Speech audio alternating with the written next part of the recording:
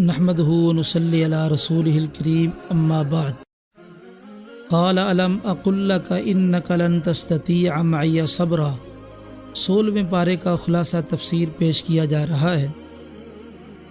چونکہ اس پارے سے کچھ آیات پہلے موسیٰ علیہ السلام اور خضر علیہ السلام کا واقعہ ہے، تو ہم وہاں سے بات شروع کریں گے۔ موسیٰ علیہ السلام اپنی قوم کو خطاب کر رہے تھے، تو کسی آدمی نے یہ سوال کر لیا کہ آپ سے زیادہ علم رکھنے والا بھی زمین پر موجود ہے؟ تو موسیٰ علیہ السلام نے کہا نہیں۔ اللہ تعالیٰ کو ان کی یہ بات پسند نہ آئی، فرمایا کیوں نہیں؟ ہمارا ایک بندہ ہے جس کا نام خضر ہے، وہ ایسا علم رکھتا ہے جو آپ کے پاس نہیں ہے۔ تو موسیٰ علیہ السلام نے کہا میں اس کی شاگردی اختیار کرنا چاہتا ہوں۔ تو یہ واقعہ اللہ تعالیٰ نے بیان کیا ہے۔ اس واقعے کے اندر ہمارے لیے کئی اسباق موجود ہیں۔ اللہ تعالیٰ فرماتے ہیں وَإِذْ قَالَ مُوسَىٰ لِفَتَاهُ لَا أَبْرَحُ حَتَّىٰ أَبْلُغَ مَجْمَعَ الْبَحْرَيْنِ۔ موسیٰ علیہ السلام نے اپنے شاگرد یوشع بن نون کو کہا کہ میں مسلسل چلتا رہوں گا یہاں تک کہ مجمع البحرین، یہ نشانی بتائی گئی کہ مجمع البحرین، تو وہاں آپ کی جو مچھلی ہے وہ ٹوکرے میں رکھ لیں، تو جب وہ زندہ ہو جائے گی تو وہاں پہ آپ خضر علیہ السلام سے ملاقات کر لیں گے۔ مجمع البحرین سے کون سی جگہ مراد ہے؟ بحر قلزم اور خلیج عقبہ، جب یہ دونوں آپس میں ملتے ہیں تو یہ جگہ مجمع البحرین ہے۔ موسیٰ علیہ السلام چل پڑے، یوشع بن نون کو ساتھ لیا، خیر چلتے گئے، وہاں جا کے کچھ دیر آرام کیا، اور اس کے بعد وہاں یوشع بن نون جاگ رہے تھے، موسیٰ علیہ السلام سوئے ہوئے تھے۔ تو یہ مچھلی نکلی اور وہ دریا سمندر کے اندر چلی گئی، اور مچھلی اندر گئی تو اسی طرح وہ پانی کی ایک سرنگ بن گئی۔ خیر یوشع بن نون اس انتظار میں تھے کہ موسیٰ علیہ السلام بیدار ہوں گے تو میں بتاؤں گا۔ جب بیدار ہوئے تو انہوں نے کہا جلدی سے چلیں، تو خیر ان کو شیطان نے بھلا دیا۔ یہ آگے چلے تو اگلے سفر کے اندر بڑی تھکاوٹ ہوئی، سفر میں تھکاوٹ ہوئی، کافی تھکاوٹ ہو گئی ہے، ایسے کرو کہ چلو وہ مچھلی لائیں، ناشتہ تو کر لیں، وہ کھانا کھا لیں۔ تو کہا مجھے تو شیطان نے بھلا دیا، میں نے تو آپ کو بتانا تھا، مچھلی کا واقعہ تو یہ ہے۔ موسیٰ علیہ السلام نے کہا وہی تو ہماری جگہ تھی، وہی مقام تھا جہاں ہم نے جانا ہے۔ خیر اپنے قدموں کے نشان دیکھ دیکھ کے موسیٰ علیہ السلام واپس آئے۔ جب واپس آئے تو وہاں خضر علیہ السلام کپڑا لپیٹے لیٹے ہوئے تھے، تو سلام کیا، تو کہا تیری زمین کے اندر سلام کہنے والا کون ہے؟ تو کہا کون؟ کہا میں موسیٰ ہوں۔ کہا بنی اسرائیل کا موسیٰ؟ ہاں بنی اسرائیل کا موسیٰ۔ ملاقات ہوئی۔ خیر اس سے ایک مسئلہ تو یہ ثابت ہوا کہ حصول علم کے لیے مشقتیں برداشت کرنی پڑتی ہیں، حصول علم کے لیے مشقتیں اٹھانا پڑتی ہیں۔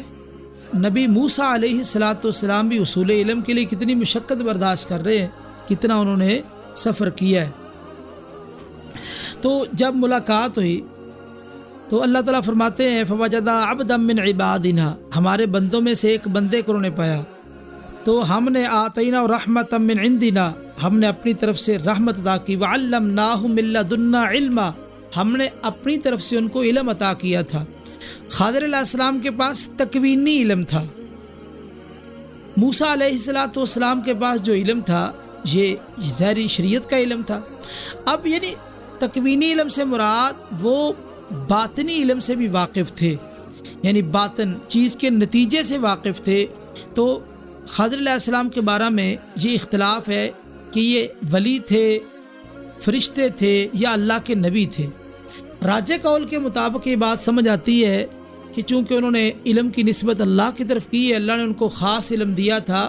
خضر علیہ السلام اللہ کے نبی تھے، اور ان کی باقی تفصیلات چونکہ ہمارے سامنے نہیں آئی، یہ 3 واقعے اور موسیٰ علیہ السلام کی ملاقات ہمارے سامنے آئی ہے، تو اس سے یہ پتہ چلتا ہے کہ خضر علیہ السلام اللہ کے نبی تھے، اور اللہ تعالیٰ نے ان کو یہ تکوینی علم دے رکھا تھا۔ جس طرح سلیمان علیہ السلام کو اللہ تعالیٰ نے علم دیا، ان کو اللہ تعالیٰ نے جانوروں کی بولیاں سکھا دی، چیونٹیوں کی بولیاں، اسی طرح پرندوں کی بولیاں، یہ ساری بولیاں رب تعالیٰ نے ان کو سکھا دی۔ تو اسی طرح اللہ تعالیٰ نے ان کو یہ معجزہ عطا کیا۔ عیسیٰ علیہ السلام کو معجزہ عطا کیا تھا، وہ کہتے قم بإذن اللہ، مردوں کو زندہ کر لیتے تھے۔ اسی طرح مٹی کا وہ ایک پرندہ بنا کے اس میں پھونک مارتے تو وہ اللہ کے حکم سے پرندہ اڑنے لگ جاتا۔ تو اس طرح ہر نبی کو اللہ تعالیٰ نے الگ معجزات عطا کیے ہیں۔ خضر علیہ السلام کو جو معجزات ملے وہ معجزات یہ تکوینی علم کے تھے، یعنی تکوینی علم کا معجزہ خضر علیہ السلام کو دیا گیا۔ خیر، موسیٰ علیہ السلام نے کہا کہ میں هل اتبعک علی ان تعلمنی مما علمت رشدا، میں آپ سے کچھ سیکھنا چاہتا ہوں۔ تو کہا آپ جو نا صبر نہیں کر پائیں گے، آپ صبر نہیں کر پائیں گے۔ خضر علیہ السلام واقف تھے کہ آپ شریعت کے پیروکار ہیں، تو چونکہ آپ کے سامنے جب کام ہوگا آپ اس کے نتیجے سے واقف نہیں ہیں تو آپ صبر نہیں کر پائیں گے۔ یہاں سے یہ مسئلہ اخذ ہو رہا ہے۔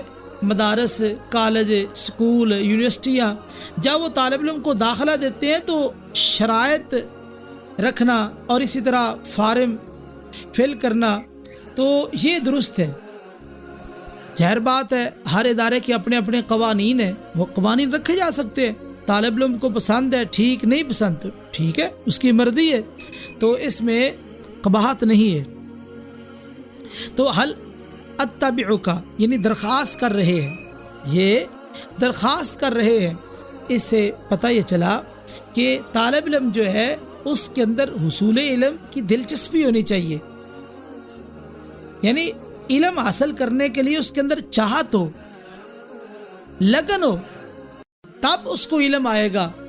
تو اس لیے موسیٰ علیہ السلام درخواست کر رہے ہیں، کہا کہ آپ صبر نہیں کریں گے، کیسے آپ صبر کر سکتے ہیں جب آپ کو ایک واقعے کی حقیقت کا علم نہیں ہے، تو آپ کیسے صبر کریں گے؟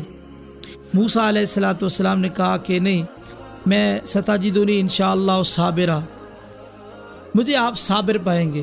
خیر، موسیٰ علیہ السلام کی درخواست اور موسیٰ علیہ السلام کی گزارش پہ اس خضر علیہ السلام نے ان کو داخلہ دے دیا۔ ٹھیک ہے، اب یہ دونوں چل پڑے۔ جب چلے آگے دریا پہ آئے تو ایک کشتی والوں نے خضر علیہ السلام کو پہچان لیا، وہ جلدی سے کشتی دوڑا کے لائے، ان کو سوار کر لیا اور کرایہ بھی نہیں لیا، کرایہ نہیں لیا۔ خضر علیہ السلام نے ایسے کیا کہ کشتی کا ایک تختہ وہ توڑ دیا، اکھاڑ دیا۔ موسیٰ علیہ السلام نے کہا بھی ان لوگوں نے ہماری اتنی عزت کی ہے، قدر کی ہے، عزت کے ساتھ بٹھایا ہے، تو آپ نے کیا کیا کہ اس کا تختہ اکھاڑ دیا؟ کہا آپ نے تو بولنا نہیں تھا تاکہ میں آپ کو بتاؤں۔ تو موسیٰ علیہ السلام کہنے لگے کہ لا تؤاخذنی بما نسیت، میں بھول گیا ہوں، یعنی پہلی مرتبہ موسیٰ علیہ السلام بھول گئے کہ میں بھول گیا ہوں، یعنی معاہدہ ہوا تھا کہ آپ نے بولنا نہیں یہاں تک کہ میں خود آپ کو بتاؤں گا۔ تو پہلی دفعہ خضر علیہ السلام نے صرف اشارہ کیا، تو موسیٰ علیہ السلام نے فوراً نسیان کی طرف نسبت کر دی کہ بما نسیت، تو میں بھول گیا ہوں، مجھے یاد نہیں رہا۔ تو اس سے پتہ چلا کہ طالب علم اگر وہ کوتاہی کرے تو اس کو آپ جو شرائط طے شدہ ہے ان کی طرف اشارہ کر سکتے ہیں کہ آپ نے وہ جو شرائط پہ سین کیے تھے، آپ جو ہے اس کے اندر یہ شرط موجود تھی اور آپ کوتاہی کر رہے ہیں۔ خیر، آگے چلے، ایک بچے کو دیکھا، وہ بچہ بچوں کے ساتھ کھیل رہا تھا، خضر علیہ السلام نے اس کو پکڑا اور قتل کر دیا۔ اس طرح اس کی گردن سے پکڑا اور اس کی گردن جسم سے جدا کر دی۔ تو موسیٰ علیہ السلام کہنے لگے بھی آپ نے ایک بچے کو بلا وجہ قتل کر دیا، یہ معصوم بچہ ہے، تو آپ نے بڑا عجیب کام کیا ہے۔ کہا میں نے آپ کو کہا نہیں تھا کہ آپ طاقت نہیں رکھ سکتے، میرے ساتھ صبر کرنے کی طاقت نہیں رکھ سکتے جب آپ کو علم ہی نہیں ہے۔ تو موسیٰ علیہ السلام نے کہا بھی بات یہ ہے کہ اگر میں اس کے بعد سوال کروں تو آپ مجھے اپنے ساتھ نہ رکھنا۔ خیر چل پڑے. آگے ایک بستی والوں کے پاس گئے, بستی والوں سے کھانا مانگا. استطعما اہلہا فابوا ان یضیفوہما, انہوں نے کھانے سے انکار کر دیا. دیکھو بھئی اللہ کے نبی ہے تو نبیوں پر بھی مشکلات آتی ہیں. آج اگر دین کا کام کرتے ہوئے خطباء کو, علماء کو کوئی مشقتیں آ جائیں تو ان کو برداشت کرنی چاہیے, ان کو خندہ پیشانی سے وہ چیزیں قبول کرنی چاہیے, پریشان نہیں ہونا چاہیے. کھانا مانگا, انہوں نے کھانا نہیں دیا. وہاں سے نکل رہے تھے تو ایک دیوار کو دیکھا, وہ گرنے ہی والی تھی, تو اس دیوار کو سیدھا کر دیا. موسیٰ علیہ السلام نے کہا کہ اگر آپ اس دیوار کے بدلے میں پیسے لے لیتے اور ہم کھانا خرید لیتے. تو کہا ھذا فراق بینی و بینک, یہ میرے درمیان اور تیرے درمیان جدائی ہے.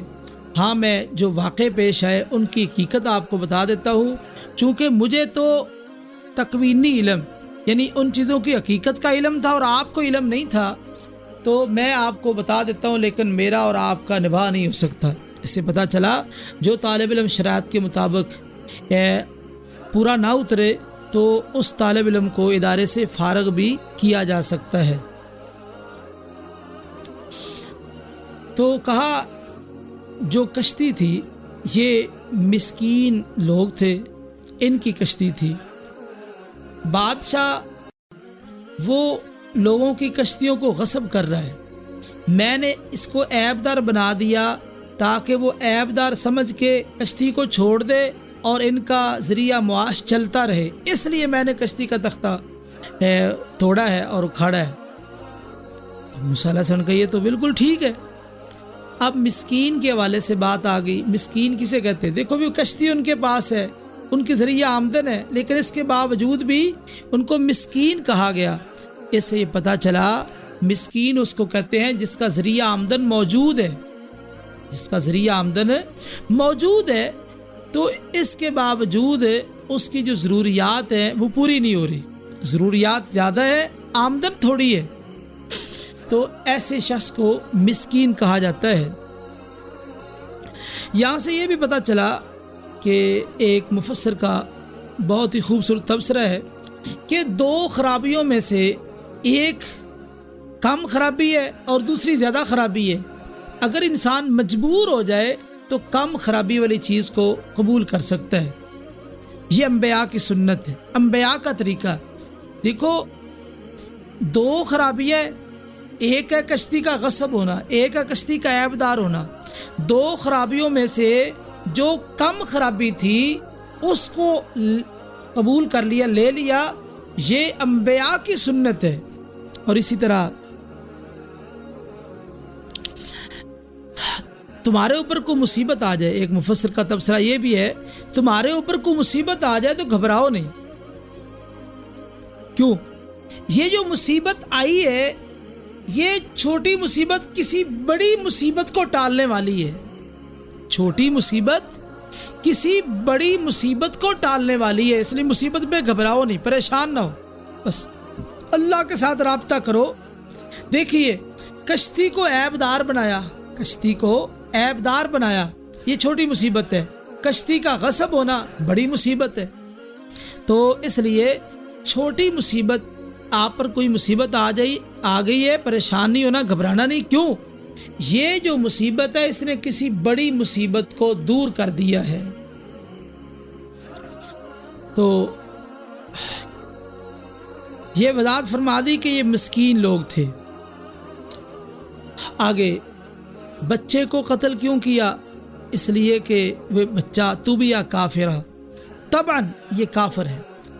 ہو سکتا ہے اللہ تعالیٰ ان کو کوئی نیک بیٹا دے دے تو یہ فتنے کا سبب بن سکتا ہے, ماں باپ کے لیے آزمائش کا سبب بن سکتا ہے, کہیں وہ کفر تک نہ پہنچ جائے. تو اس سے پتہ چلا, نقطہ ملا کہ اولاد نیک ہونی چاہیے, اولاد نیک ہونی چاہیے. جب بھی انسان دعا کرے, جس طرح انبیاء نے دعائیں کی, ربی حبلی من الصالحین, اللہ نیک اولاد دے, تو نیک اولاد کی دعا کرنی چاہیے, کیونکہ نیک اولاد ہی انسان کی آنکھوں کی ٹھنڈک ہے.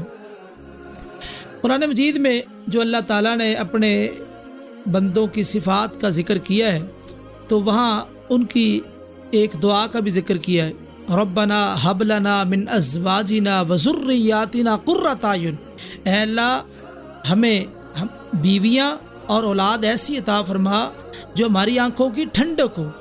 امام بخاری علیہ الرحمہ نے اس کا ترجمہ یہ نقل کیا ہے کہ مومن جب اپنی اولاد کو اور اپنی بیوی کو کسی نیک عمل پر دیکھتا ہے کہ وہ کوئی نیک عمل کر رہے ہیں تو مومن کی آنکھیں ٹھنڈی ہو جاتی ہیں۔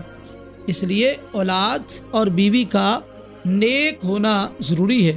المرأۃ الصالحہ دنیا میں بہت بڑی رب تعالیٰ کی نعمت ہے، اللہ سب کو نیک بیویاں نصیب فرمائے۔ تو اس سے پتہ چلا کہ خضر علیہ الصلوۃ والسلام نے اس بچے کو جو قتل کیا ہے، اگر کسی کے بارے میں پتہ چل جائے یا کسی چیز کے بارے میں کہ اس کے اندر شر ہی شر ہے، خیر کا کوئی پہلو نہیں ہے، کسی چیز کے بارے میں یہ بات معلوم ہو جائے کہ اس کے اندر شر ہی شر ہے، خیر کا کوئی پہلو نہیں ہے، تو ایسی چیز کو ختم کر دینا چاہیے، ایسی چیز کو ختم کر دینا چاہیے، یعنی کسی چیز کے اندر شر ہی شر ہے، خیر کا کوئی پہلو نہیں ہے۔ یہ آج موبائل ہے، اب موبائل جو ہے اس میں خیر کے بھی پہلو موجود ہیں، شر کے بھی پہلو موجود ہے، تو اس لیے دونوں پہلو ہیں، تو آپ اس سے خیر کے جو پہلو ہو سے فائدہ اٹھائیں۔ اگر کوئی ایسا آلہ ہے جس میں شر ہی شر ہے تو اس کا ختم کرنا اور اس کو مطلب چھوڑنا یہ ضروری ہے۔ تو اسی طرح آگے بستی والوں سے کھانا مانگا، استطعم اہلھا، تو بعد میں ان کی دیوار کو درست کیا، اب بستی والوں نے کھانا نہیں کھلایا۔ تو یہاں ایک مفسر کا تبصرہ ہے، اگر لوگ آپ کے مقام و مرتبے کو نہیں جانتے تو آپ غم نہ کریں، اگر آپ کا رب کے ساتھ تعلق مضبوط ہے تو یہ سب سے بڑی بات ہے، لوگ آپ کی قدر و قیمت نہیں بھی جان رہے تو آپ غم نہ کریں، پریشان نہ ہو۔ دیکھو دونوں نبی کھانا مانگا، کھانا نہیں ملا تو وہ گھبرائے نہیں، پریشان نہیں ہوئے، بہت ہی خوبصورت تبصرہ ہے۔ تو کہا یہ جو دیوار سیدھی کی ہے، دیوار اس لیے کہ یہ دو یتیم بچے جن کی یہ دیوار ہے اس کے نیچے خزانہ تھا، ان کا باپ نیک آدمی تھا، تو وہ فوت ہوتے وقت اس دیوار کے نیچے خزانہ رکھ گیا، اس کا ذہن یہ تھا کہ یہ بڑے ہو کے خزانہ نکال لیں گے، اس سے فائدہ اٹھائیں گے۔ تو ہوا یہ کہ دیوار وقت سے پہلے گر رہی ہے، فاراد ربو کا، تیرے رب نے ارادہ کیا، ان یبلغا اشدہما، کہ یہ بچے جب جوان ہوں گے اس وقت یہ خزانے کو نکالے، ابھی یہ خزانہ سنبھالنے کے قابل نہیں ہے، اراد ربو کا، تیرے رب نے ارادہ کیا۔ دیکھیے کان ابوہما صالح، ان کا باپ نیک تھا، ان کا باپ نیک تھا، تو باپ کی نیکی کا اثر دیکھیے، آگے اولاد کے مال کی بھی حفاظت ہو رہی ہے، ایک ہے اولاد کی حفاظت، اولاد کی بھی حفاظت، ان کے مال کی بھی حفاظت ہے۔ اللہ اکبر، کس قدر اللہ تعالیٰ نے نیکی کے اندر برکت رکھی ہے۔ اور یہ جو نیکیاں ہوتی ہیں یہ متوارث ہوتی ہے، یہ نسل در نسل چلتی ہے، اس کے اثرات ہوتے ہیں۔ اور ایک مفسر کا بڑا خوبصورت تبصرہ ہے، من لیس لہ اب، من لیس لہ اب فإن لہ رب، جس آدمی کا اب نہیں ہوتا اس کا رب ہوتا ہے، جس کا اب نہیں، جس کا باپ نہیں، اس کا رب ہوتا ہے۔ یہ بہت ہی خوبصورت تبصرہ کیا ہے۔ ہاں جی، ایک مفسر کا یہ بھی تبصرہ یہاں پہ بہت خوبصورت ہے کہ یہ بات ضروری نہیں کہ آدمی کے پاس زیادہ مال ہے تو آدمی نیک نہیں ہو سکتا، نہیں، آدمی زیادہ مال ہونے کے باوجود بھی نیک رہ سکتا ہے۔ عبد الرحمن بن عوف رضی اللہ تعالیٰ عنہ کے پاس کتنا مال تھا، عثمان بن عفان رضی اللہ تعالیٰ عنہ کے پاس کتنا مال تھا، یعنی یہ ضروری نہیں کہ آپ کے پاس مال زیادہ ہے تو آپ نیک نہیں ہو سکتے، ایسی بات نہیں ہے، بلکہ زیادہ مال کے ہوتے ہوئے بھی آپ نیک ہو سکتے ہیں۔ اور اسی طرح یہ نیکیاں نسل در نسل چلتی۔ عبداللہ بن مسعود رضی اللہ تعالیٰ عنہ رات کو گھر میں تہجد کی نماز پڑھتے اور اپنے بیٹوں کو دیکھتے کہ وہ سو رہے ہیں تو اور زیادہ نماز پڑھتے اور اپنے بیٹوں کو کہا کرتے، بیٹا میں تیرے لیے نماز پڑھ رہا ہوں تاکہ تجھے اس نماز کی وجہ سے فائدہ ملے. تو پتہ یہ چلا کہ نیکیوں کے اثرات یہ بہت دور تک جاتے ہیں، نسل در نسل ان نیکیوں کے اثرات جاتے ہیں. تو یہ وضاحت فرمائی کہ اس طرح یہ دیوار گرنے والی تھی تو اس دیوار کو درست کیا گیا. تو ہمیں بھی اس واقعے سے یہ بات معلوم ہوتی ہے کہ ہم اپنی اولاد کے لیے نیکیاں چھوڑ کے جائیں، اپنی اولاد کے لیے نیکیاں چھوڑ کے جائیں تاکہ ہماری نیکیوں کی وجہ سے ان کو فائدہ ملے. اور اسی طرح ہمارا نیک ہونا ضروری ہے تاکہ ہماری نیکی کی وجہ سے کل کلا ہماری اولاد پہ کوئی اس لیے رحم کرے کہ ان کا باپ نیک تھا، اس لیے ہمیں نیک ہونا ضروری ہے. اور اسی طرح ہمارے ماں باپ کا نیک ہونا ضروری ہے. تو کاش جس طرح ان کو کہہ دیا گیا کہ ان کا باپ نیک تھا، اللہ تعالی ہمیں بھی اس وجہ سے معاف کر دے کہ ان کا باپ نیک تھا. اللہ تعالی میرے والد محترم کو مزید نیکی تقوی کی توفیق نصیب فرمائے. اللہ تعالی ان کی حفاظت فرمائے، صحت والی، ایمان والی، سکون والی لمبی زندگی نصیب فرمائے. ماشاءاللہ 5 وقت کے باجماعت نمازی ہے اور بہت ہی دیندار اور متدین آدمی ہے اور ہر موقع پر اصلاح کرتے رہتے ہیں. اللہ تعالیٰ میری والدہ کی قبر پر بھی کروڑوں رحمت نازل فرمائے. تو ماں باپ کی نیکی کے اثرات، اور واقعتاً میں یہ سمجھتا ہوں کہ میری زندگی میں ماں باپ کی نیکی کا اور ان کی محنت کا بہت بڑا کردار ہے کہ انہوں نے یہاں تک پہنچایا، اور اساتذہ کی محنتیں. اللہ تعالیٰ میری والدہ کی قبر نور سے منور فرمائے اور درجات بلند فرمائے. یہ جو واقعہ نے بڑی تفصیل کے ساتھ جانا ہے، اس واقعے سے ہمیں کئی باتیں معلوم ہوئی، بہت سنہری اصول جو نا معلوم ہوئے. ایک بات تو یہ ہے کہ علم کے لیے سفر کرنا، علم کے لیے سفر کرنا. لا يتحصل العلم براحت الجسد، یہ جسم کو آرام پہنچانے سے علم نہیں آتا، جسم کو آرام پہنچانے سے علم نہیں آتا. بعض طالب علم کیا کرتے ہیں، وہ اپنے تکیے کے اوپر کتاب رکھ کے نا اوپر سر رکھ کے سو جاتے ہیں کہ ہم سو رہے ہیں، یہ خود بخود ہی کتاب سے علم جو ہے نا دماغ میں چڑھ جائے گا. اس طرح علم نہیں آئے گا. لا يتحصل العلم براحت الجسد. امام مسلم رحمہ اللہ صحیح مسلم کے اندر انہوں نے احادیث کو جمع کیا ہے، ابواب بھی قائم نہیں کیے، بعد میں قائم کیے گئے، لیکن یہ جملہ لے کے آئے کہ حصول علم یہ جسم کو آرام پہنچانے سے نہیں ہے بلکہ مشقتوں کے ساتھ ہے. تو علم کے لیے جو ہے سفر کرنا پڑے گا. تو سفر کے اندر مشقتیں ہوتی ہیں، اور اسی طرح یعنی سفر کے اندر جو ہے مشقتیں بھی ہو سکتی ہے، تو ان کو خندہ پیشانی سے برداشت کرنا ہے. اسی طرح سفر کے اندر توشہ، انسان کے پاس زاد راہ بھی ہونا چاہیے. یہ نہیں کہ بندہ محتاج ہو جائے، اللہ تعالیٰ نے جتنی وسعت دی ہے زاد راہ ہونا چاہیے. اور اسی طرح جو استاد ہے، معلم ہے، ٹیچر ہے، اس کا ماہر ہونا ضروری ہے. آپ جس سے علم سیکھنا چاہتے ہیں وہ ماہر ہو. ظاہر بات ہے مہارت رکھے گا تو آپ کو کچھ سکھائے گا، مہارت رکھے گا تو آپ کو کچھ سکھائے گا. اس واقعے سے ایک سبق یہ بھی ملا کہ آدمی سفر کے اندر اپنا خدمتگار بھی ساتھ رکھ سکتا ہے، سفر میں اپنا خدمتگار بھی رکھا جا سکتا ہے. اور اسی طرح مدارس کے قوانین جو بنائے جاتے ہیں موقع مال کی مناسبت سے، یہ درست ہے. اسی طرح فارم فل کرنا یہ بھی درست ہے. اس واقعے سے سمجھ آیا. اسی طرح اس واقعے سے ایک بات یہ بھی سمجھ آئی کہ اگر سبق سمجھ نہ آئے تو دوبارہ استاد سے پوچھا جا سکتا ہے کہ استاد یہ سبق سمجھ نہیں آیا، آپ یہ سبق سمجھا دیں، آپ یہ سبق بتا دیں. ایک اس واقعے سے یہ بھی سبق مل رہا ہے کہ اگر استاد غلطی کر رہا ہے تو استاد کو تنبیہ کی جا سکتی ہے، استاد کو تنبیہ کی جا سکتی ہے. ایک مسئلہ یہ بھی سمجھ آیا کہ مدرسے کے جو قوانین ہیں، ادارے کے جو قوانین ہیں، ان پر بے جا اعتراض نہیں کرنا چاہیے. بے جا اعتراض، ہاں اگر قرآن و سنت کے مخالف ہیں پھر آپ اچھے طریقے سے، آسان طریقے سے ادارے کے منتظمین، ذمہ داران کے ساتھ بات چیت کریں. بے جا اعتراض ادارے پہ نہیں کرنی چاہیے. آگے ذوالقرنین کا قصہ بیان کیا گیا. ذوالقرنین یہ ایک بادشاہ تھا، یہ ایران کا بادشاہ تھا اور یہ مسلم حکمران تھا. اللہ تعالیٰ نے اس کو بہت ہی طاقتوں سے قوتوں سے نوازا اور اس کی بڑی وسیع سلطنت تھی۔ اس نے اپنی زندگی میں 3 تاریخی سفر کیے ہیں۔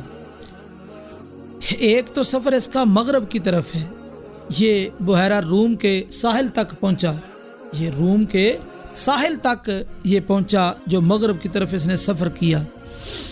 اور اسی طرح دوسرا سفر اس کا تھا مشرق کی طرف، تو مشرق کی طرف یہ بلوچستان جو ہمارا ہے پاکستان میں، تو یہ آگے مکران تک اس نے یہ مشرق کا جو سفر کیا ہے، یہاں تک یہ ذوالقرنین پہنچے۔ اور اسی طرح ایک سفر تھا شمال مشرق کی طرف، یہ اسی سفر کے دوران انہوں نے جو سد سکندری یعنی جو تعمیر کی ہے، یاجوج ماجوج جو پریشان کرتے تھے، تو ان کو بند کرنے کے لیے 2 پہاڑوں کے درمیان جو جگہ تھی وہاں دیوار بنائی بہت بڑی، تو یہ اسی سفر کے اندر جو شمال مشرق کی طرف انہوں نے سفر کیا ہے۔ یہ 3 سفر ہے۔ اب یاجوج ماجوج کے حوالے سے کہ دنیا میں کہاں ہیں، اس بارے میں مفسرین نے اور اسی طرح جدید لوگوں نے بڑے تبصرے کیے۔ دیکھو بھئی، اللہ تعالیٰ نے خبر دے دی ہے، بتا دی ہے، اور حدیث میں بھی موجود ہے کہ یاجوج ماجوج آئیں گے عیسیٰ علیہ السلام کے دور میں اور زمین کے اندر فساد مچائیں گے۔ تو یاجوج ماجوج یہ آدم علیہ السلام کی نسل میں سے ہے، یہ بنو آدم ہے۔ حدیث میں آتا ہے اللہ تعالیٰ آدم علیہ السلام کو قیامت والے دن بلائیں گے، ان کو کہیں گے ایسے کرو جنتیوں اور جہنمیوں کو الگ الگ کر دو۔ پوچھیں گے یا اللہ کتنوں میں سے کتنے؟ اللہ فرمائیں گے 900,000 میں سے 999 جہنم کے لیے اور 1 جنت کے لیے۔ یہ سن کے بچے بھی بوڑھے ہو جائیں گے، بہت بڑی بات ہے۔ نبی کریم صلی اللہ علیہ وسلم فرمایا تم پریشان نہ ہو، 999 یاجوج ماجوج میں سے اور 1 تم میں سے۔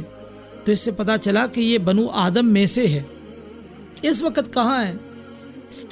اس وقت ان کے بارے میں جتنے بھی اندازے لگائے گئے ہیں وہ 100% اندازہ کوئی بھی صحیح نہیں ہے، اللہ کے علم میں ہے۔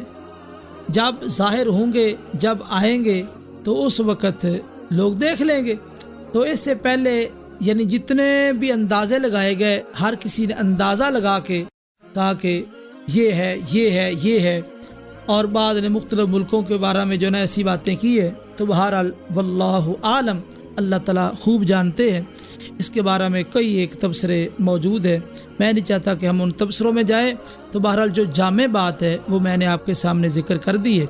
تو یہاں ذوالقرنین کے واقعے کے اندر انہوں نے انصاف کیا ہے۔ ان کی جو بادشاہت تھی، ان کی جو حکومت تھی، انصاف پر مبنی حکومت تھی۔ اور دیکھو بھئی، یاجوج ماجوج ظلم کرتے تھے اس وادی سے آ کے، تو انہوں نے اس ظلم کا خاتمہ کیا، یعنی یہ منصف پسند بادشاہ تھے۔ تو ظاہر بات ہے انصاف پسند جو بادشاہ ہے اس کی بڑی فضیلت ہے۔ نبی کریم صلی اللہ علیہ وسلم نے ارشاد فرمایا 7 بندے جن کو اللہ اپنے عرش کا سایہ نصیب کریں گے، ان 7 بندوں میں سے ایک وہ بندہ امام عادل، انصاف کرنے والا جو امام ہے، بادشاہ ہے، اللہ اس کو اپنے عرش کا سایہ نصیب کریں گے۔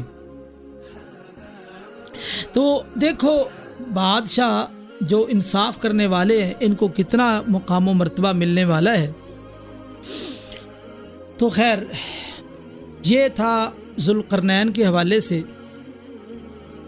اور اسی طرح آگے اللہ تعالیٰ نے فرمائی ایک بہت ہی خوبصورت بات، قل هل ننبئکم بالاخسرین اعمالا، کیا میں خبر نہ دوں ایسے لوگوں کی جو اعمال کے لحاظ سے بہت ہی خسارہ اٹھانے والے ہیں۔ قل هل ننبئکم بالاخسرین اعمالا الذین ضل سعیهم فی الحیاۃ الدنیا وهم یحسبون انهم یحسنون صنعا، وہ بڑی محنتیں کرنے والے ہیں، بڑے عمل کرنے والے ہیں، عملوں کی بڑی کثرت ہے، وہ خیال کرتے ہیں کہ یہ عمل ہمیں نجات دلائیں گے، لیکن وہ سارے عمل جو نا رائے گاہ اور بیکار ہے۔ یا تو ان اعمال کے اندر ریاکاری ہے، یا وہ عمل سنت کے مطابق نہیں ہے، یا وہ عمل کے اندر ریاکاری ہے یا سنت کے مطابق نہیں۔ پتہ چلا کہ جو عمل قبول ہوتا ہے وہی ہوتا ہے جو اللہ کی رضا کے لیے ہو۔ اللہ کی رضا جب آئے گی تو ریاکاری کی نفی ہوگی، اور اسی طرح سنت کے مطابق ہو، جب سنت کے مطابق شرط آئے گی تو بدعت کی نفی ہوگی۔ تو اس لیے یا تو یہ ریاکار ہے، یا دوسری بات یہ ہے کہ کہ ان کے جو اعمال ہے سنت کے مطابق نہیں ہوں گے تو عمل بڑے کیے ہیں، محنت بڑی کی ہے، خرچہ بڑا کیا ہے، لیکن اجر کچھ نہیں ہے، سب کچھ رائے گا اور بیکار۔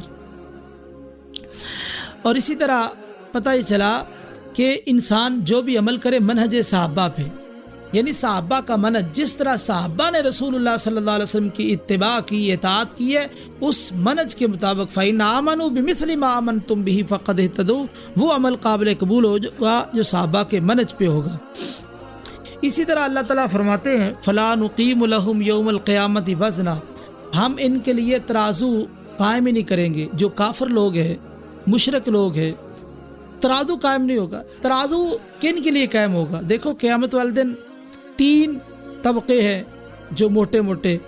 ایک تو وہ ہے جو بغیر حساب کے جہنم میں جائیں گے، کافر مشرک بغیر حساب کے جہنم میں، اور اس کے مقابلے میں کچھ لوگ بغیر حساب کے جنت میں جائیں گے، جن کی صفات نبی کریم صلی اللہ علیہ وسلم نے بیان کر دی کہ وہ داغتے نہیں اور وہ بدشگونی نہیں لیتے، اور اسی طرح وہ دم نہیں کرواتے اور اپنے رب پر توکل کرتے ہیں۔ 4 نشانیاں ہیں۔ تو یہ بغیر حساب کے جنت میں جائیں گے۔ اب وزن کن کا ہوگا؟ وزن ہوگا ان مسلمانوں کا جنہوں نے گناہ بھی کیے اور نیک عمل بھی کیے، ان کا وزن ہوگا، اور ان میں بھی پھر 3 قسمیں بنے گی۔ بعض کی نیکیاں زیادہ ہوں گی، گناہ کم ہوں گے، یہ جنت میں چلے جائیں گے۔ بعض کے گناہ زیادہ، نیکیاں کم، یہ جہنم میں جائیں گے اور پھر اپنے گناہوں کی سزا بھگت کے واپس آ جائیں گے۔ بعض کی نیکیاں اور گناہ برابر ہو جائیں گے، یا اصحاب الاعراف والے، یہ بھی نتیجتاً جنت میں چلے جائیں گے۔ تو یہ جو وزن ہے، وزن پیچھے ہم وضاحت کر رہے ہیں کہ وزن بندوں کا بھی ہوگا، جس طرح عبداللہ بن مسعود رضی اللہ تعالیٰ عنہ کی جو حدیث ہے کہ ان کی پنڈلی اود پہاڑ سے زیادہ وزنی ہے۔ اور اسی طرح اعمال کا بھی وزن ہوگا، سبحان اللہ و بحمدہ سبحان اللہ العظیم۔ تو یہ صحیح بخاری کی جو آخری روایت ہے، کلمتان حبیبتان الی الرحمن خفیفتان علی اللسان ثقیلتان فی المیزان، میزان کے اندر یہ بڑے بھاری ہے، تو اعمال کا بھی وزن ہوگا۔ اسی طرح صحیفے بھی تولے جائیں گے، جس طرح کہ جامع ترمذی کی روایت ہے، وہ ایک بندہ آئے گا 99 دفتر گناہوں کے اور ایک بطاقہ پرچی جس پہ لکھا ہوگا اشہدو اللہ الہ الا اللہ و اشہدو ان محمد الرسول اللہ۔ جب وزن ہوگا، صحیفے تولے جائیں گے، تو یہ پرچی بطاقہ جس پلڑے میں ہوگا، یہ پلڑا بھاری ہو جائے گا، وہ اوپر اٹھ جائے گا۔ اللہ فرمائیں گے میرے نام سے بھاری کوئی چیز نہیں۔ یہ 3 چیزوں کا وزن ہے۔ اس کی وضاحت 8ویں پارے کے اندر بڑی تفصیل کے ساتھ آ چکی ہے۔ تو یہاں پہ ایک مفسر کا بہت ہی خوبصورت تبصرہ ہے کہ کتنے ہی بڑے بڑے لوگ دنیا کے اندر، کتنے ہی دنیا کے اندر بڑے بڑے لوگ، اللہ کے ہاں ان کی کوئی قدر و قیمت نہیں ہے۔ کیوں؟ وہ ایمان سے خالی ہے، وہ دیندار نہیں ہے۔ اس لیے اللہ کے ہاں قدر و قیمت اسی انسان کی ہے جو انسان دیندار ہے، جو انسان صحیح معنوں میں مسلمان ہے، اسی کی قدر ہے، دوسرے کی قدر نہیں ہے۔ اور اسی طرح یہاں پہ لا یبغون عنہا حوالا، جنتیوں کے بارے میں کہا کہ جنتی جنت سے کسی اور جگہ جانے کی جستجو نہیں کریں گے، منتقل نہیں ہوں گے۔ دیکھو دنیا کے اندر جتنے بھی باغ بہار ہوں، لوگ سیر و سیاحت کے لیے جاتے ہیں، سوات میں، کلام میں، اور اس کے علاوہ مختلف علاقوں میں جاتے ہیں، بڑے بڑے خوبصورت علاقے ہیں۔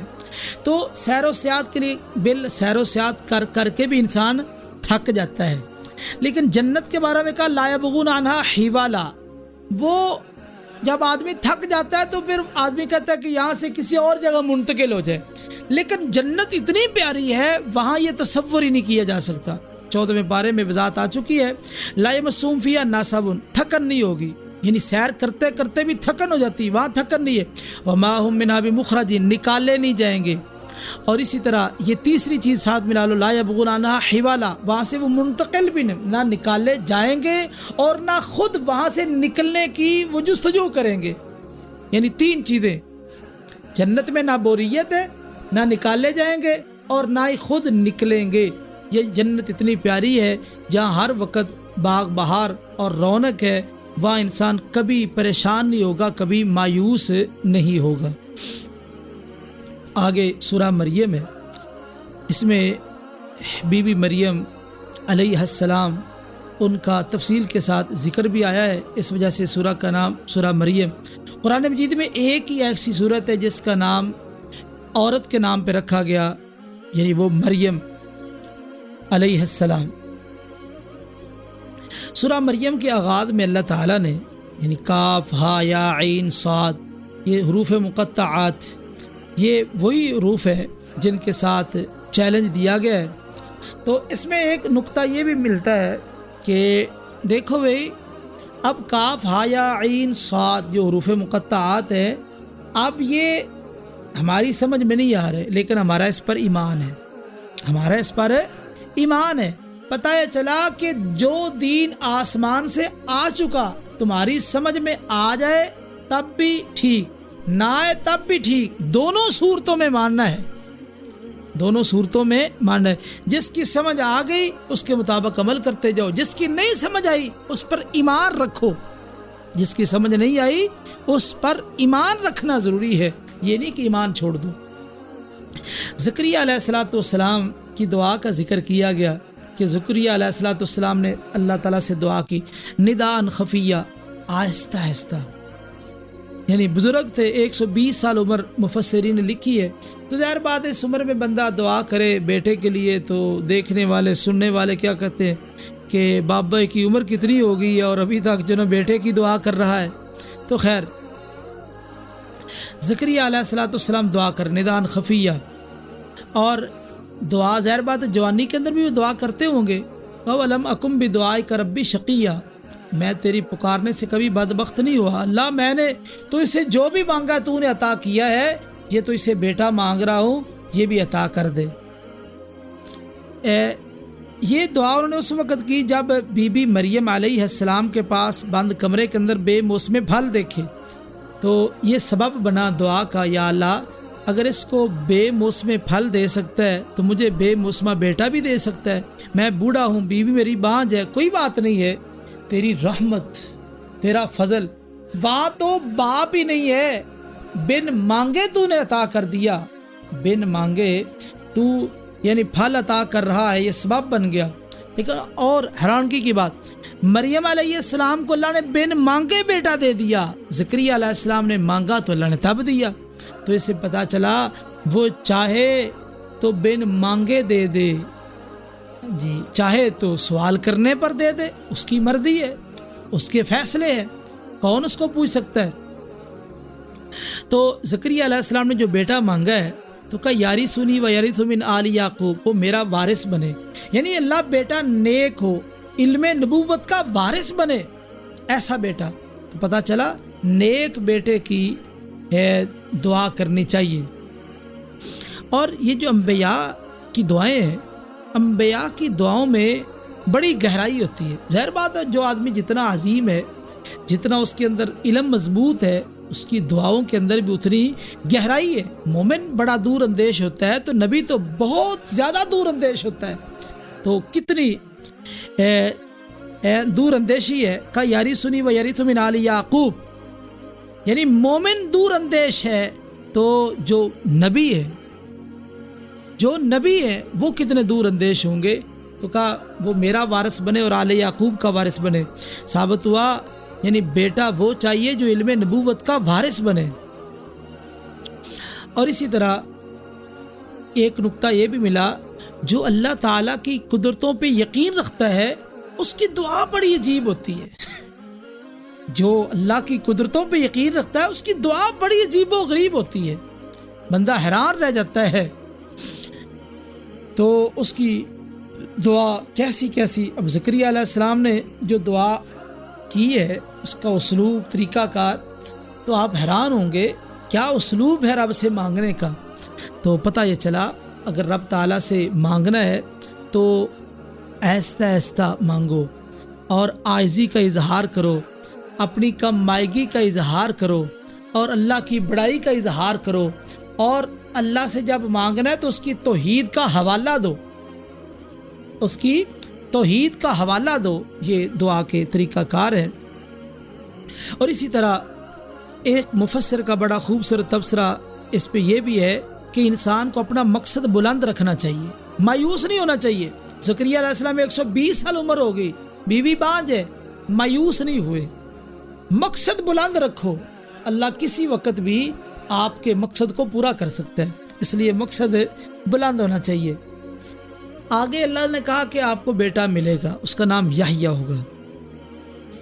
تو کہا یا اللہ کیسے ہوگا؟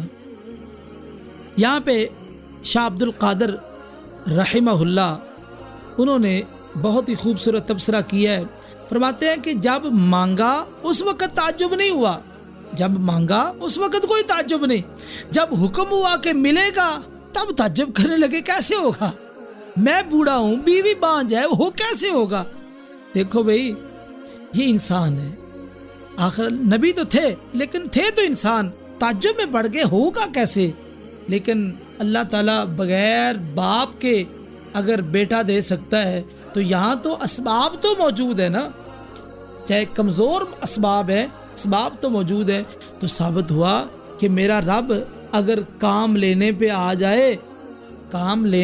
جائے ظاہری طور پہ جو اس کے کام کے قابل نہیں بھی ہوتے اللہ ان سے بھی کام لے لیتے ہیں۔ اب یہاں دیکھیں بیوی بانج خود بوڑھے ہو چکے ہیں، ظاہری طور پہ بڑی کمزوریاں ہیں، لیکن جب اللہ کام لینے پہ آ جائے تو اللہ تعالیٰ کام لے لیتے ہیں۔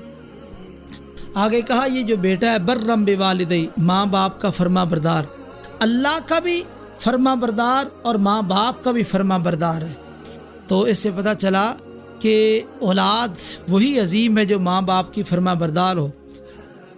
اچھے اور بہترین بچے وہی ہوتے ہیں جن کے اندر دو خوبیاں ہوں، اللہ کی عبادت کرنے والے ہوں اور ماں باپ کے فرما بردار ہوں۔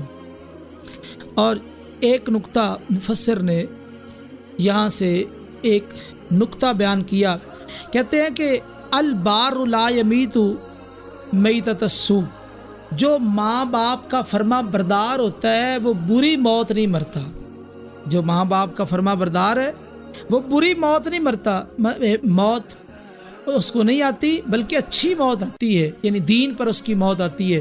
اور یہ قول ہے محمد بن سیرین رحمہ اللہ جو بہت بڑے تابعی ہیں، ان کا قول ہے کہ ماں باپ کا فرما بردار اس کو بری موت نہیں آتی۔ اس سے یہ پتہ چلا کہ جو ماں باپ کا نافرمان ہے وہ عمومی طور پہ بری موت مرتا ہے، اس لیے ماں باپ کی نافرمانی سے بچنا چاہیے، جہاں تک ممکن ہو ماں باپ کی خدمت کرنی چاہیے۔ آگے اللہ تعالیٰ نے جناب عیسیٰ علیہ السلام، سیدہ مریم علیہ السلام ان کا ذکر کیا ہے۔ سیدہ مریم علیہ السلام جن کی زکریا علیہ السلام نے پرورش کی، تو ایک دن تنہائی کے اندر ان کے پاس جبریل امین آئے، تو بی بی مریم چونکہ تنہائی میں صدیقہ پاک دامن خاتون تھی، تو انہوں نے کہا کہ اگر تو متقی ہے، تقوی اختیار کرنے والا ہے، تو پھر تو جو ہے انی اعوذ بالرحمن منک، میں تو اسے اللہ تعالیٰ کی پناہ چاہتی ہوں، اگر تو متقی ہے تو چلا جا۔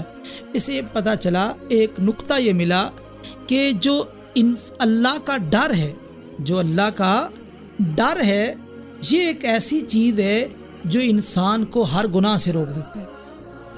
جہاں اللہ کا ڈر آ جائے تو انسان بڑے بڑے گناہوں سے رک جاتا ہے، اس لیے اپنے اندر اللہ کا ڈر پیدا کرو۔ ماہ رمضان کی آمد کا مقصد بھی سب سے بڑا مقصد لعلکم تتقون، تاکہ تمہارے اندر اللہ کا ڈر پیدا ہو جائے۔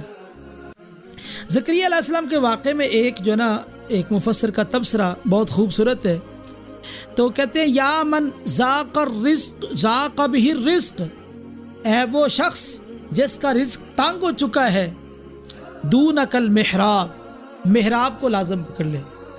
دیکھو زکریا علیہ السلام دعا کرنے کے لیے محراب میں گئے، جس طرح کہ تیسرے پارے میں وضاحت موجود ہے۔ تو مفسر کا تبصرہ یہ ہے کہ اے وہ شخص جس پر رزق تنگ ہو چکا ہے، تو ایسے کر، تو محراب کو لازم پکڑ لے، یعنی جو بھی چاہیے تو محراب کو لازم پکڑ لے۔ تو جب وہاں بیٹھے گا، رب کے سامنے گڑ گڑائے گا، عاجزی کا اظہار کرے گا، تو محراب یہ تحفے تحائف کی جگہ ہے، اللہ کی طرف سے تحائف ملتے ہیں، اس لیے اس جگہ کو لازم پکڑ لے، اللہ تعالیٰ تجھے بہت کچھ عطا کر دے گا۔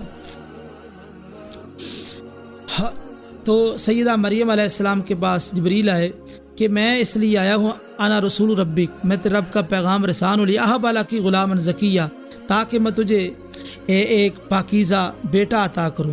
یہاں سے بعض کو شبہ ہو گیا، دیکھو بھی اگر جبریل بیٹا دے سکتا ہے تو نبی بیٹا نہیں دے سکتا، نبی دے سکتا تو ولی نہیں دے سکتا، یہ ضرب تقسیم لگاتے ہیں۔ قرآن مجید کی 7 قراتیں ہیں، ایک قرات کے اندر ہے کہ میں آیا ہوں لیاہب لک، میں اللہ کا پیغام رسانوں تاکہ وہ اللہ تجھے بیٹا عطا کرے۔ دوسری قرات نے وضاحت کر دی کہ وہ اللہ عطا کرے۔ ثابت ہوا کہ جبریل جو ہے مختار کل نہیں ہے، جبریل بیٹا دینے والا نہیں ہے، بیٹا دینے والا اللہ ہے۔ دوسری قرات نے آ کے اس معنی کو مزید واضح کر دیا ہے۔ خیر، سیدہ مریم علیہ السلام جب وہ حاملہ ہو گئی تو وہ کچھ دور چلی گئی، ظاہر بات ہے کچھ حجاب تھا، شرم و حیا تھا، پاک دامنہ تھی، تو فاتخذت من دونہم حجابا، تو انہوں نے الگ پردے کے اندر کوئی محفوظ جگہ پہ اپنا ٹھکانہ بنایا۔ اس سے پتہ یہ چلا عورت کی تاریخ یہی ہے کہ عورت پردے میں رہے، عورت چھپ کے رہے، عورت پردے میں رہے، عورت کی تاریخ یہی ہے۔ اور عورت کے 3 کام ہیں۔ آج جو عورتیں روڈوں پہ نکلتی ہیں اپنے حقوق کے مطالبات، جن کو شعور نہیں، دین کا پتہ نہیں، دین کی سمجھ نہیں، ان آمق عورتوں سے کو پوچھے تمہیں قرآن مجید کا ایک صفحہ نہیں آتا، تمہیں کیا پتا اسلام نے عورت کو کتنا مقام دیا؟ اصل میں عورت کے تو 3 کام ہیں، اللہ کی عبادت کرے، شوہر کی خدمت کرے اور بچوں کی تربیت کرے۔ یہ عورت کے 3 ہی کام ہیں۔ جو عورت یہ 3 کام کر لے تو حدیث میں آتا ہے جو عورت 5 وقت کی نماز پڑھے، رمضان کے روزے رکھے اور اپنے وجود کی حفاظت کرے، خامد کی اطاعت کرے، وہ جنت کے جس دروازے سے چاہتی ہے داخل ہو جائے۔ تو یہ عورت کے 3 کام، اللہ کی عبادت اور اسی طرح شوہر کی اطاعت اور بچوں کی صحیح تربیت۔ تو دیکھو یہ کہا گیا بی بی مریم جب درد ذی محسوس ہوئی تو گئی، اللہ تعالیٰ نے خشک جو کھجور تھی کہا اس کو حرکت دے، ہلا تو اس سے تازہ کھجوریں گریں گی۔ اب کھجور خشک ہے تو حرکت دینے سے کھجوریں ویسے بھی تو گر سکتی ہیں، کھجوریں ویسے بھی تو گر سکتی ہیں، کہا حرکت دے، اپنی طرف کھینچ۔ تو اسے پتہ چلا کہ انسان اسباب جو ہے ان کو بھی اختیار کرے، اسباب کو بھی اختیار کرے۔ تو پتہ چلا کہ ہر دفعہ صرف انسان توکل کر کے نہ بیٹھ جائے، بلکہ جو جتنے زہری اسباب ہوں ان اسباب کو اختیار کرنے کے بعد توکل ہونا چاہیے۔ جس طرح حدیث میں آتا ہے کہ اونٹ کا گھٹنا باندھ کے اس کے بعد توکل کروں۔ اور اسی طرح اس واقعے میں، اس سورہ مبارکہ میں عیسیٰ علیہ السلام کے بارے میں جب وہ قوم والوں کے پاس گئے، ان کا یا اخت ہارون، تو اس حوالے سے ان کا یا تو اس دور کے اندر جس طرح ہمارے ہاں کہتے ہیں نا صوفی ثناء اللہ، حاجی شریعت اللہ، تو اس طرح یہ لوگ ویسے نسبت کر دیتے تھے، یا بعد نے کہا کہ یہ ہارون علیہ السلام کی نسل سے تھی۔ تو اس طرح بہرحال یا اخت ہارون اس دور میں یا ان کے خاندان میں کوئی اور ہارون ہوگا جس کی طرف نسبت کی گئی، اے ہارون کی بہن۔ تو اس سے یہ پتہ چلا، یعنی بھائی کا حوالہ دیا، یا اختہ ہارون، ہارون کی بہن، بھائی کا حوالہ دیا۔ ثابت یہ ہوا بھائی، ماں اور باپ تینوں عورت کے تربیت میں کردار پیش کرے۔ جہاں ماں باپ کی ذمہ داری ہے وہاں بھائی کی بھی ذمہ داری ہے۔ اور اسی طرح عیسیٰ علیہ السلام نے جو گفتگو کی وہ کیا تھی؟ قال انی عبد اللہ، ایک بات تو یہ کہ میں اللہ کا بندہ ہوں، آتانی الکتاب، اللہ تعالیٰ نے مجھے کتاب دی ہے، وجعلنی نبیہ، اور مجھے اللہ نے نبی بنایا ہے، وجعلنی مبارکا اینما کنت، اور جہاں بھی میں رہوں گا مبارک بن کے رہوں گا، واوصانی بالصلاۃ والزکوٰۃ، اور مجھے نماز اور زکوٰۃ کی وصیت کی ہے، ما دمت حیا، جب تک میں زندہ رہوں گا نماز پڑھتا رہوں گا، وبرم بوالدتی، میں اپنی والدہ کا فرما بردار رہوں گا، اور اسی طرح ولم یجعلنی جبارا شقیا، اللہ تعالیٰ نے مجھے جبار نہیں بنایا، ظالم نہیں بنایا اور بدبخت نہیں بنایا، اور والسلام علیہ یوم ولدت، جس دن میں پیدا ہوں اس دن بھی مجھ پر سلامتی، جس دن میں فوت ہوں گا اس دن بھی مجھ پر سلامتی، جب اٹھایا جاؤں گا اس دن بھی مجھ پہ سلامتی۔ یہ تین ہی دنیا کے اندر تین ہی مشکل مرحلے ہیں انسان پر، پیدائش کا اور وفات کا اور جب قیامت والے دن اٹھنا ہے، تو تینوں حالتوں میں ہی میرے اوپر سلامتی رہے گی۔ تو ہمیں بھی یہ دعا کرنی چاہیے کہ اے اللہ ہمارے اوپر بھی موت کے وقت بھی اور جب تو قیامت والے دن اٹھائے اس وقت بھی اپنی سلامتیوں کا نزول فرمانا۔ اور سورہ مریم میں ایک یہ بات بھی ذکر کی گئی کہ وَإِن مِّنكُمْ إِلَّا وَارِدُهَا كَانَ عَلَىٰ رَبِّكَ حَتْمًا مَّقْضِيًّا، تم میں سے ہر ایک نے جہنم پہ پیش ہونا ہے، یہ پکا فیصلہ ہے۔ ثُمَّ نُنَجِّي الَّذِينَ اتَّقَوْا وَنَذَرُ الظَّالِمِينَ فِيهَا جَثِيًّا، پھر ہم جو تقوی اختیار کرنے والے ان کو نجات دیں گے۔ پتہ یہ چلا جہنم پہ سب نے پیش ہونا ہے، اور جہنم سے بچاؤ کن لوگوں کو ملے گا؟ جن کے دلوں میں اللہ کا ڈر موجود ہے، جن کے اندر خوف موجود ہے، تقوی موجود ہے، وہ نجات پائیں گے، دوسرے نجات نہیں پائیں گے۔ تو پتہ یہ چلا کہ تقوی یہ ہی اصل بنیاد ہے جس بنیاد پہ انسان قیامت والے دن نجات پائے گا۔ اعدت للمتقین، جنت بھی اللہ نے متقین کے لیے تیار کی ہے۔ آگے چل کے اللہ تعالیٰ نے ایک مسئلہ یہ بیان کیا، تقاد السماوات یتفطرن منہ وتنشق الارض وتخر الجبال ہدا ان دعوا للرحمن ولدا، قریب ہے کہ آسمان پھٹ جائیں، تقاد السماوات یتفطرن منہ، آسمان پھٹ جائیں، زمین شق ہو جائے اور پہاڑ ریزہ ریزہ ہو جائے، یعنی کس بات پہ؟ ان دعوا للرحمن ولدا، یہ کہتے ہیں کہ رحمان کی اولاد ہے، یعنی اللہ کو اتنا غصہ آتا ہے آسمان پھٹ جائے، زمین شق ہو جائے، پہاڑ ریزہ ریزہ ہو جائے، یہ سارا کچھ بھی ہو جائے تو یہ معاملہ ہلکا ہے۔ یہ جو جملہ ہے، یہ جو کلمہ کہ اللہ کی اولاد ہے، یہ کلمہ اس سے بھی زیادہ وزنی ہے، خطرناک کلمہ ہے۔ اس لیے یہودی عیسائی جنہوں نے اللہ تعالیٰ کے بارے میں اور اسی طرح مشرکین مکہ یہ دعوے کر رکھے تھے، یہ دعوے ان کے باطل پر مبنی تھے۔ حقیقت یہ ہے کہ اللہ کی نہ اولاد ہے، نہ بیوی ہے، نہ ماں باپ ہے۔ قل هو اللہ احد اللہ الصمد لم یلد ولم یولد ولم یکن لہ کفوا احد، بڑی عظیم ذات ہے، اس کا کون شریک ہو سکتا ہے، اس کا کون ساتھی ہو سکتا ہے؟ تو اللہ کو بڑا غصہ آتا ہے۔ ایسے یہ نقطہ ملا، اللہ قادر مطلق ہونے کے باوجود بھی یہ اتنی بڑی رب تعالیٰ کی گستاخی ہے، اس کے باوجود بھی اللہ تعالیٰ صبر کرنے والے ہیں، اللہ نے ایک وقت تک مہلت دے رکھی ہے۔ آگے سورۃ طٰ ہے، سورۃ طٰ کے اندر اللہ تعالیٰ نے حل اتاک حدیث موسیٰ، موسیٰ علیہ السلام کے واقعے کو حدیث کہا ہے، جو حدیث قرآن مجید میں بیان ہوئی۔ تو موسیٰ علیہ السلام کو جو کتاب ملی وہ بعد میں ملی، یہ جو فرعون کے سامنے دعوت پیش کی ہے اور موسیٰ علیہ السلام کو یہ نبوت ملی ہے، یہ ساری حدیث ہے۔ اب فرعون موسیٰ علیہ السلام کی حدیث کا منکر تھا، اس سارے واقعے کو اللہ نے حدیث کہا ہے، حل اتاک حدیث موسیٰ، کہ موسیٰ علیہ السلام کی حدیث تمہارے پاس آئی۔ ثابت ہوا جس طرح قرآن حجت ہے اسی طرح حدیث حجت ہے، جس طرح قرآن حجت اسی طرح حدیث حجت ہے۔ اور آگے چل کے موسیٰ علیہ السلام نے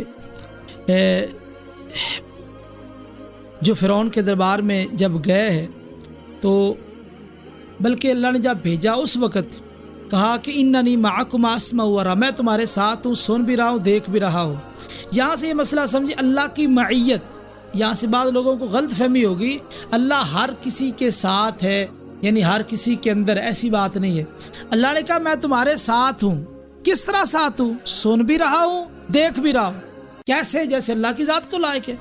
میں تمہارے ساتھ ہوں۔ اللہ کی معیت کا معنی یہ ہے کہ میں سن بھی رہا ہوں، دیکھ بھی رہا ہوں۔ دوسرا اصول یہ بیان کیا مناظرے کا اصول، کہ اپنے موضوع سے نہیں ہٹنا چاہیے، جو آپ موضوع بیان کر رہے ہیں اس سے نہیں ہٹنا چاہیے۔ موسیٰ علیہ السلام نے دعوت توحید پیش کی، اب فرعون نے کہا فما بال القرون الاولیٰ، پہلے لوگوں کا کیا بنے گا؟ موسیٰ علیہ السلام کا علم عند ربی، ان کا علم میرے رب کے پاس ہے، لا یضل ربی ولا ینسیٰ، میرے رب کے پاس ان کا علم موجود ہے، لیکن میرا تیرے ساتھ مقابلہ، تو میرے ساتھ بات کر، جو گزر چکے۔ اصل میں جو مد مقابل ہوتا ہے اس کی یہ کوشش ہوتی ہے کہ الجھا دیا جائے، جو اس کو الجھا دیا جائے تاکہ وہ حقیقت بیان نہ کر سکے۔ فرعون نے بھی یہی انداز اختیار کیا، تو موسیٰ علیہ السلام نے بہت ہی خوبصورت جواب دیا۔ اگر یہ کہتے گمراہ کہ وہ گمراہ تھے تب بھی اختلاف شروع ہو جاتا، ہدایت پر تھے تب وہ کہتے وہ ہدایت پر، ہم بھی ہدایت پر۔ تو موسیٰ علیہ السلام نے بہت خوبصورت جواب دیا، ان کا علم میرے رب کے پاس ہے، تو جب میرے رب کے پاس علم ہے میرا رب فیصلہ کر دے گا۔ تو مناظر اپنے موضوع سے نہ ہٹے، اپنے موضوع پہ قائم رہے، اگر کوئی بات کرے بھی تو اسی وقت وہ اس کی تردید کر دے۔ آگے یہ بات ذکر کی گئی سامری کے حوالے سے، جس نے بچڑا بنایا تھا اور بنی اسرائیل کو اس کی عبادت پہ لگا دیا، عورتوں سے چندہ جمع کر کے۔ یہ عورتیں بیچاری جو ہے نا، یہ ان کاموں کے لیے بڑا چندہ دیتی ہیں۔ اللہ تعالیٰ ان کو ہدایت دے۔ یہ جو درباری سلسلے جو ہے نا، ان کو پروان چڑھانے کے لیے عورتوں کا بڑا کردار ہے، اس لیے عورتوں کو چاہیے کہ یہ صحیح دین کو سیکھیں اور صحیح دین پر عمل کریں۔ تو سامری چونکہ اس نے بچڑا بنایا، لوگوں کو شرک پہ لگایا، تو یہاں سے ایک نقطہ ملا کہ جو معاشرے کے اندر مفسدین ہوتے ہیں، فسادی لوگ، معاشرے کے امن کو خراب کرنے والے لوگ، ایسے لوگوں کو معاشرے سے نکال دینا چاہیے۔ ایسے لوگوں کو معاشرے سے نکال دینا چاہیے۔ جو معاشرے کے امن کو تباہ کرنے والے لوگ ہیں وہ معاشرے میں رہنے کے حقدار نہیں ہیں۔ اور یہ نقطہ بھی ملا کہ آپ معاشرے کے اندر ایک خیر خواہ کی حیثیت سے زندگی بسر کریں، شر پسند کی حیثیت سے زندگی بسر نہ کریں۔ اور اسی طرح موسیٰ علیہ السلام جب واپس آئے تو واپسی پہ دیکھا قوم پوج رہی ہے، تو ہارون کے سر کے بال اور اس داڑھی کے بال پکڑ لیے، تو انہوں نے کہا یا ابن امہ، اے میری ماں کے بیٹے، تو ماں کا حوالہ دیا۔ دیکھو بھائی، چھوٹے بھائی نے بڑے بھائی کو پکڑا ہے، تو ماں کا جب ذکر آیا نا، تو ماں کا ذکر ایسا ہے کہ بندے کا غصہ ٹھنڈا ہو جاتا ہے، بندے کا غصہ ٹھنڈا ہو جاتا ہے۔ تو اس وجہ سے ماں کا حوالہ دیا۔ اور یہ ہوتا ہے، یہ جو غصہ آیا تھا موسیٰ علیہ السلام کو اپنی ذات کے لیے نہیں، یہ دین کے لیے غصہ آیا تھا، یہ غصہ دین کے لیے تھا۔ جس طرح حدیبیہ کے مقام پہ ابو بکر رضی اللہ تعالیٰ عنہ نے بڑے سخت کلمات کہے، یعنی گالی دی، تو وہ کیوں؟ وہ دین کی وجہ سے، اپنی ذات کی وجہ سے نہیں۔ آگے اللہ تعالیٰ نے یہ بات ذکر کی ہے، زہرۃ الحیات الدنیا، دنیا کی زندگی کو پھول کا، زہرتن پھول کو کہتے ہیں۔ تو جس طرح پھول اس کی مختصر زندگی ہے، آج ہرا بھرا ہے، آج وہ چمک رہا ہے، دمک رہا ہے، لیکن کچھ دیر بعد یہ مرجھا جانے والا ہے۔ اسی طرح دنیا کی زندگی ہے، آج اس کی ٹھاٹ باٹ ہے، رنگ رنگینی ہے، کل کلا یہ ختم ہونے والی ہے۔ اس کی خوبصورتی، پھول کی خوبصورتی دائمی نہیں عارضی ہے، اسی طرح دنیا کی خوبصورتی دائمی نہیں عارضی ہے۔ اور اسی طرح ایک بات یہ ذکر کی کہ وَأْمُرْ أَهْلَكَ بِالصَّلَاةِ وَاصْطَبِرْ عَلَيْهَا، اپنے گھر والوں کو نماز کا حکم دے اور دیتے رہیے۔ آگے فرمایا لَا نَسْأَلُكَ رِزْقًا، ہم آپ سے رزق کا سوال نہیں کرتے۔